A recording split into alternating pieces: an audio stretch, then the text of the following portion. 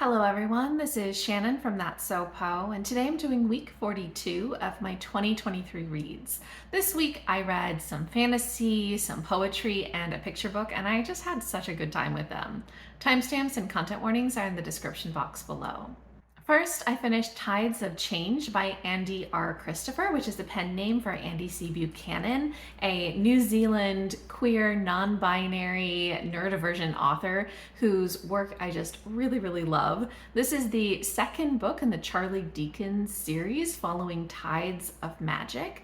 And this is a contemporary sort of cozy mystery urban fantasy about Charlie, who is someone that ends up going to this seaside town, this little seaside town, and becomes an apprentice to a witch, a sea witch.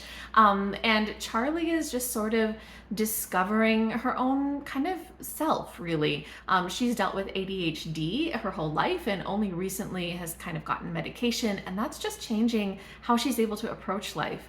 She's also finding that, the sea, which always was something that made her sick, is now something that she finds her power in. And it's such a great story. So in this series, each book is its own kind of cozy mystery, and it's very gentle. There are more missing person mysteries rather than murder mysteries. And in this one, there is basically the daughter of a Selkie who goes missing, and Charlie and the Sea Witch have to kind of help find her. It's got just great storyline in terms of the mystery as they're trying to figure out what has happened, as they're trying to find this girl, but also just dealing with some social issues and dealing with Charlie adjusting to her new life. It is so cozy, and I really love all of the sea magic, and I just had such a fun time with this. I don't know that it necessarily packs a huge punch, but if you're looking for something cozy, I think this is a great series to pick up, although I would recommend picking up the first book first. I gave this 4.5 stars, and I'm very excited about more books coming out in the series. Next, I read Poūkahangatus by Tayi, Tibble, which is a poetry collection, also by a New Zealand author, but this time Indigenous.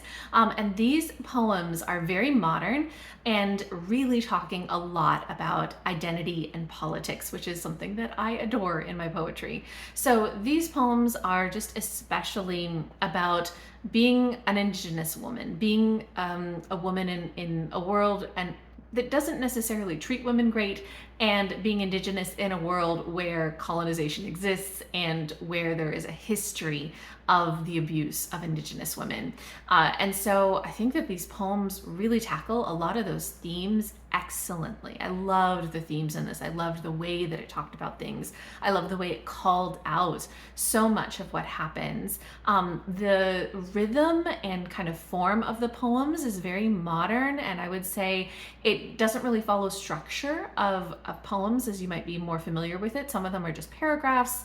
Some of them are kind of sentences with dots in between each piece. So it's kind of playful in that way in form. I think that the rhythm of the poems aren't quite as I don't know what to call it, formal as maybe what I prefer, but I just loved all of the conversations that were being had in this, so I quite enjoyed it, and I'm definitely interested in picking up another one of her poetry collections. I think next year one is coming out, so I'm excited about that. This one I gave 4 out of 5 stars.